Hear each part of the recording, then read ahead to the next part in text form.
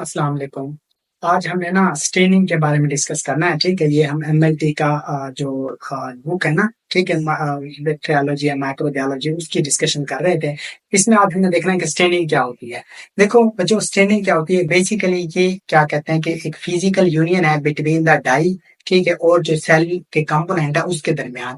इसका पर्पस क्या है? ये बेसिकली सेलुलर कंपोनेंट को वाज़ेह दिखाता है ताकि हम उसकी स्टडी क्या कर सकें, आसानी के साथ कर सकें, ठीक है? ये बेसिकली क्या होता है कि जिस तरह आपके पास सेल है, उसमें बहुत सारे आपके पास सेल ऑर्गेनेलीज़ हैं। आपने फॉर एग्ज़ाम्पल राइबोसोम को स्टडी करना है, तो डाई क्या करेगा, राइबोसोम के साथ अटैच होगा, फिजिकल यूनियन बनाएगा और उसको वाज़ेह कर देगा ताकि आप उसको बड़े आसानी से क्या कर सको, स्टडी कर सको, ठीक है? इसका प्रिंसिपल क्या है? ये बेसिकली कंट्रास्ट पैदा करता है माइक्रोबियल सेल के और जो क्या क्या इन्वायरमेंट है, उस सेल मॉर्फोलॉजी के दरमियान एक कंट्रास्ट पैदा कर देगा ताकि आप उसको इजीली क्या कर सको, स्टडी कर सको, ठीक है? Direct staining allow the observation. अब जब स्टेनिंग हो जाती है तो हम उसकी अच्छे से ऑब्जर्वेशन भी कर सकते हैं, उसका साइज भी पता कर सकते हैं और जो अरेंजमेंट है ना बैक्टीरियल सेल्स की, वो भी हम इजीली क्या कर सकते हैं, पता कर सकते हैं, ठीक है? क्लासिफिकेशन की अगर हम बात करें तो इसको तीन मेन टाइप्स में डिवाइड किया जाता है। एक सिंपल स्टेनिंग है जिसमें पॉजिटिव स्टेनिंग और नेगेटिव स्टेनिंग आ जाती है। दूसरा डिफरेंशियल स्टेनिंग है जिसमें ग्राम स्टेनिंग है और एएफएस यानी कि एसिड फास्ट स्टेनिंग है। और तीसरी स्पेशल स्टेनिंग है जिसमें कैप्सूल स्टेनिंग है, फ्लैजेला स्टेनिंग है और आपका एंडोस्पोर स्टेनिंग है, ठीक है? अब सबसे पहले हम ग्राम स्टेनिंग की बात कर लेते हैं। तो 1884 में एक साइंटिस्ट था, हैंस क्रिस्टियन ग्राम, उसने सबसे पहले ये मेथड डिस्क्राइब किया था और जो बहुत ही ज्यादा इंपॉर्टेंट है बैक्टीरियालॉजी की फील्ड में, क्योंकि बैक्टीरिया हैं उनको हम डिवाइड करते हैं gram positive gram negative, easily हम उनको स्टडी कर लेते हैं, तो वहाँ इसकी बहुत ज्यादा इंपॉर्टेंट है। इसमें प्रोसीजर क्या होता है? सबसे पहले वो कहते हैं कि स्मीयर बनाते हैं, हम उसको ड्राई करते हैं और उसको फ्लेम के साथ फिक्स कर लेते हैं। फिर उसको कवर करते हैं किसके साथ? क्रिस्टल वायलेट के साथ। कितनी देर के लिए? 30 सेकंड के लिए। उसके बाद उसको वॉश करेंगे, फिर हम उसको दोबारा उसके ऊपर अप्लाई करेंगे आयोडीन सोल्यूशन। कितनी देर के लिए? 30 सेकंड के लिए। फिर हम इसको वॉश करेंगे, फिर इसको डीकलराइज करेंगे किसके साथ? एसीटोन आयोडीन के साथ। कब तक? जब तक वो वायलेट वॉश ऑफ ना हो जाए। फिर हम इसको क्या करेंगे? वॉश करेंगे, फिर काउंटर स्टेन डालेंगे डाइल्यूटेड कार्बो फ्रैक्शन का, ठीक है?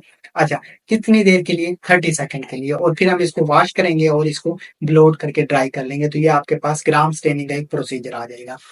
एक जो और स्टेनिंग है जिसे हम कहते हैं जेल नेल्सन स्टेनिंग, ये बेसिकली 1882 में दो साइंटिस्ट थे, ठीक है? उन्हीं के नाम से बनी है। एक का नाम जेल और दूसरा नाम नेल्सन था, ठीक है? उन्होंने इसको डिस्क्राइब किया था। अब ये क्या था? ये बेसिकली जो माइको बैक्टीरियम है ना, जो टीबी वगैरह काज करते हैं, ठीक है? उनके लिए ये बनाई गई थी कि उनको हम कैसे स्टेन करके पता कर सकते हैं। और एक और सी पीछे से नारकोट किया, उसके लिए भी हम इसको यूज कर रहे होते हैं, ठीक है? अब इसका प्रोसीजर क्या है? इसको हम रैपिडली फ्लेम के साथ क्या करेंगे? पास करेंगे, सिमेर बनाएंगे, फिक्स करेंगे इसको, फिर कवर कर लेंगे किसके साथ? कार्बोफ्लेक्सिन के साथ। फिर इसको हीट करेंगे और स्टीम तक रेज करते रहेंगे। फिर स्टेनिंग तकरीबन 5 मिनट तक हम इसको अलाउ करेंगे हीट तक, और इंटरवल दरमियान में लेंगे ताकि स्टेनिंग फ्लेम के साथ इसको टच करते रहेंगे। टच का मतलब है कि हम इसको अप्लाई करते रहेंगे हीट इसके ऊपर ताकि ये जमे ना, ठीक है?